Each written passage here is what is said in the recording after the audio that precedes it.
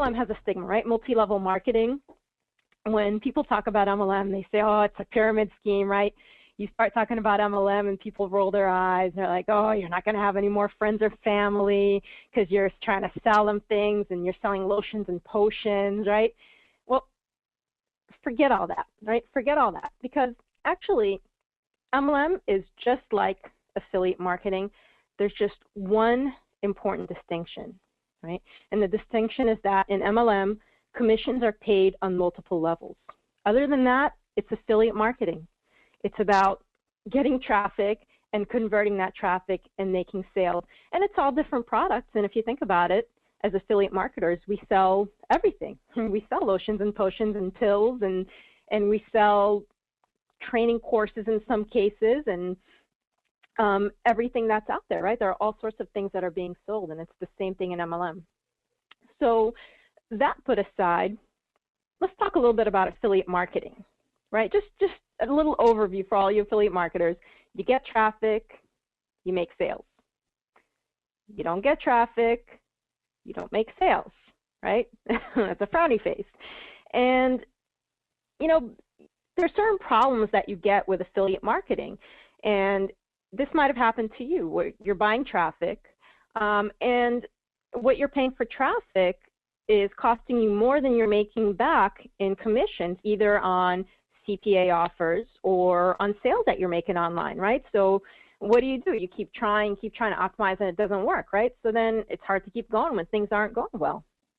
So I'm going to address those issues, and we're going to talk about how multi-level marketers solve these common affiliate marketing problems.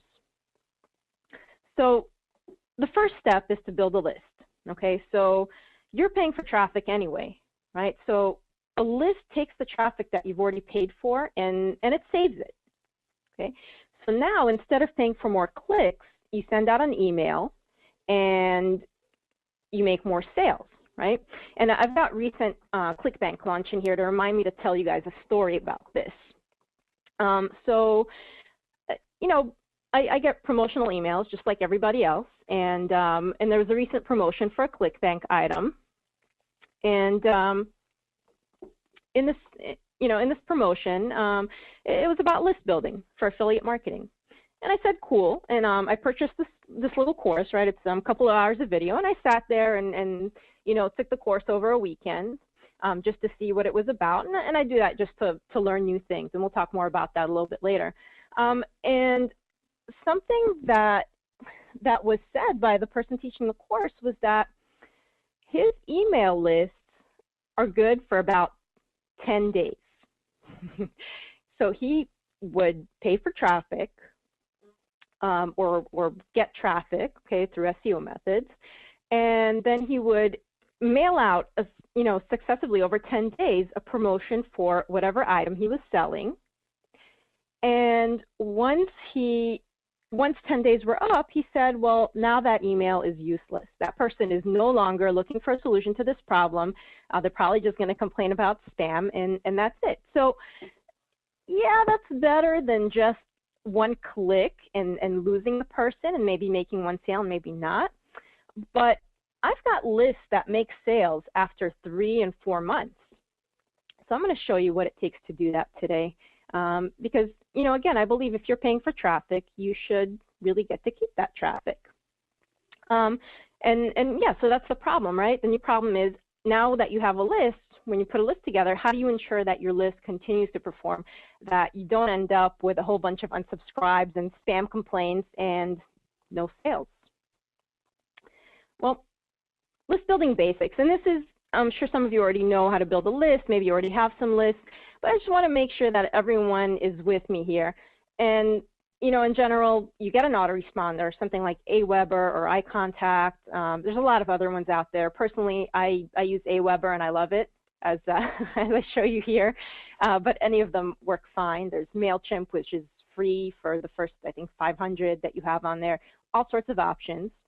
So you get your autoresponder, you set up a list. It's just a series of steps you go through. You put your email in there, you give it a name, very simple things. And then you create a form for that list. And a form is what you see on the right side in the picture. It's the place where you enter in your name and email. And you've all filled out a form like that, at some point. Otherwise, you wouldn't be getting OfferVault emails and you wouldn't have known about this webinar. So you've all experienced this in some way, at least once, and I'm assuming at least 20 or 30 times in this lifetime. So you create a form just like this, and you set it up in a squeeze page, right? And I'm not going to talk about the technical aspect of that. That's something that you can look up on YouTube. You can look it up in just on Google. But basically, all your marketing efforts that you were doing for your affiliate marketing, whether it was CPA, whether you did SEO, whether you're doing social media marketing, whether you're doing paid or free marketing, you're just going to send that to a squeeze page now, okay, so that you actually capture the person.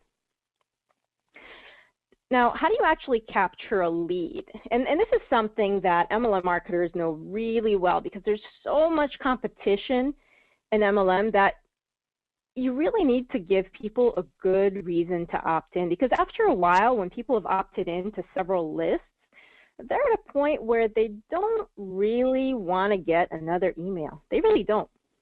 They don't know. They want to know. They don't want to know about your product. They don't want to know about your company. They don't want to know about the lotion or the potion or about the technology. They really don't care. They have a problem and they want an immediate solution. So, I've seen squeeze pages that say, check out this product or check out this company, and that really doesn't work. Really, really doesn't work if you want conversion. So instead, use something like, here's how to get what they're looking for. Here's a solution to your problem. If someone's looking to train their dog, here's a solution. Here's how to stop your dog from barking.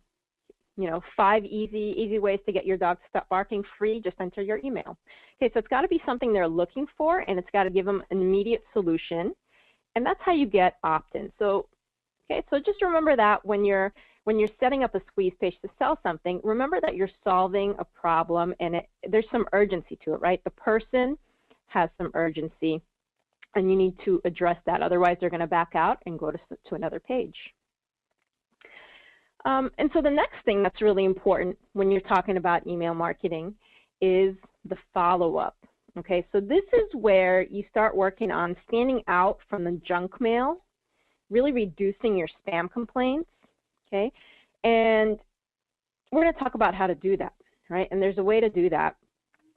And the first thing that you want to do is to really think of your list as friends and family, and to speak to them like they're important. So every time you put together an email list, instead of following the instructions, instead of following an example of someone who you get in your email box who gives you a lot of spam, and it's spam because that's the email that you click on it to mark it unread, and then you move on to the next one, or you just delete it, or you mark it as spam, right? Or you unsubscribe.